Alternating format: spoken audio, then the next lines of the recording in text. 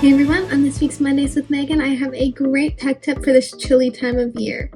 So, you've probably heard me talk about this before, but I think it's really timely and it's important to keep in mind, especially on these cold days.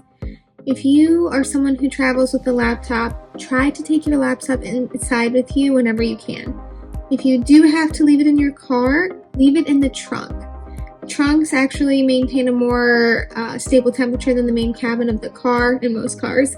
So the best thing you can do is leave it in your trunk if you do have to leave it. Again, best case scenario is that you're bringing it with you in a secure way where you can always keep your eyes on it. But if you do have to leave it in your car, remember to throw it in that trunk and try not to forget about it because it is getting chilly out there.